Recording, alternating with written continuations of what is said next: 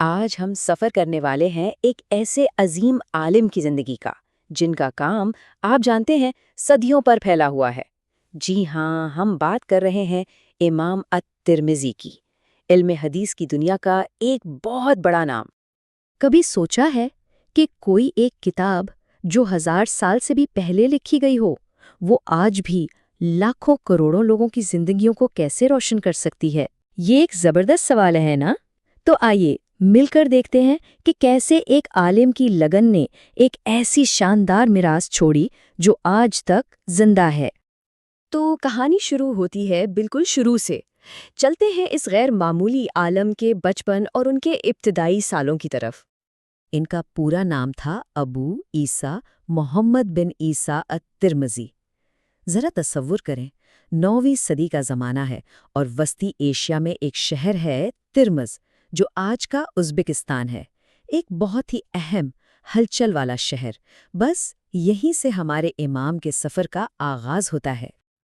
اچھا، ان کا تعلق تو تھا بنو سلیم قبیلے سے، لیکن دنیا نے انہیں الترمذی کے نام سے جانا، مطلب ترمذی والے۔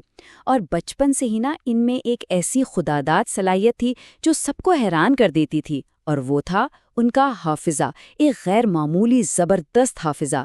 اور یہی وہ بنیاد تھی جس پر ان کی پوری علمی عمارت کھڑی ہونے والی تھی۔ اب دیکھیں، اتنا بڑا ٹیلنٹ ایک جگہ کیسے ٹک سکتا تھا؟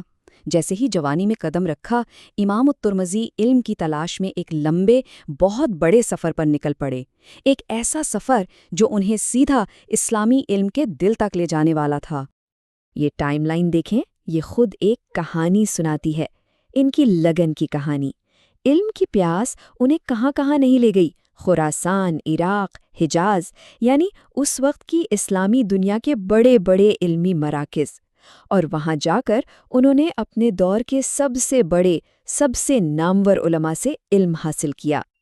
اور ان کے استاد کون تھے؟ کوئی معمولی لوگ نہیں، علم حدیث کے آسمان کے ستارے، امام بخاری، امام مسلم، امام ابو داؤد، آپ نام لیتے جائیں۔ مطلب یہ کہ انہوں نے علم سیکھا تو سیدھا اس فیلڈ کے ماسٹرز سے۔ اور یہاں ایک بہت ہی حیران کن بات ہے، ان کے سب سے بڑے استاد امام بخاری نے ان کے بارے میں کیا کہا، سنیے۔ میں نے تم سے اتنا فائدہ اٹھایا جتنا تم نے مجھ سے نہیں اٹھایا۔ سوچیں ذرا، استاد اپنے شاگرد کے بارے میں یہ کہہ رہا ہے۔ اس سے اندازہ ہوتا ہے کہ امام ترمذی خود ایک شاگرد ہوتے ہوئے بھی کس علمی مقام پر پہنچ چکے تھے۔ تو اتنے سفر، اتنی محنت اور اتنے عظیم اساتذہ سے سیکھا ہوا سارا علم وہ آخر کہاں گیا؟ وہ سب جمع ہوا ان کے شاہکار میں، ان کے میگنم اوپس میں، ایک ایسی کتاب جس نے تاریخ میں ان کا نام ہمیشہ کے لیے امر کر دیا، اور اس کا نام ہے جامع ترمذی۔ اچھا، اب اس کتاب کی اہمیت سمجھنے کے لیے ایک ٹرم جاننا ضروری ہے، صحاح ستہ۔ اس کا مطلب ہے 6 مستند کتابیں۔ یہ حدیث کی وہ 6 کتابیں ہیں جنہیں سنی اسلام میں سب سے زیادہ معتبر مانا جاتا ہے، اور امام ترمذی کی جامعہ وہ اسی ایلیٹ کلب کا حصہ ہے۔ تو آخر اس کتاب میں ایسا خاص کیا تھا؟ بھئی، امام ترمذی کا طریقہ بالکل انقلابی تھا۔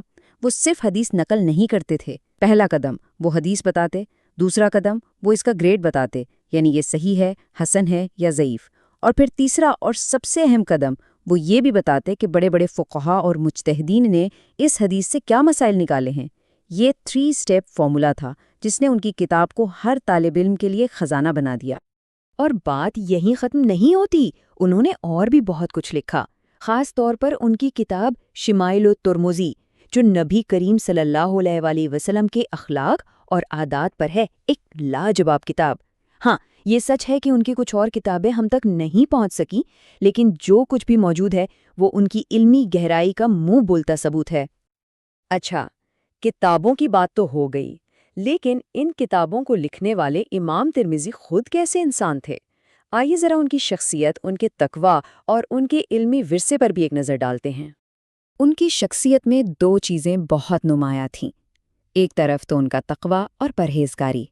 کہتے ہیں کہ وہ اللہ کے خوف سے اتنا روتے تھے کہ زندگی کے آخری حصے میں ان کی بینائی چلی گئی۔ اور دوسری طرف تھی ان کی فکری آزادی۔ وہ کسی ایک فقہی مکتب کے پابند نہیں تھے۔ ان کا اصول سیدھا تھا، جہاں دلیل ملے گی میں وہیں جاؤں گا۔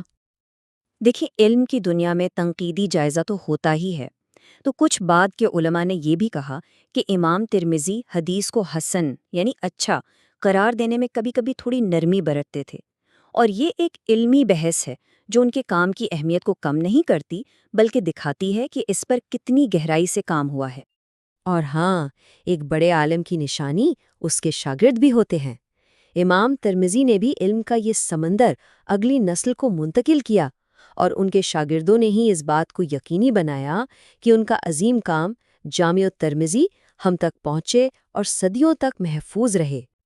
تو اس طرح امام ترمذی کی زندگی کی کہانی اپنے اختتام کو پہنچتی ہے، لیکن اصل کہانی تو ان کی میراث کی ہے جو ان کے جانے کے بعد شروع ہوئی اور آج تک جاری ہے۔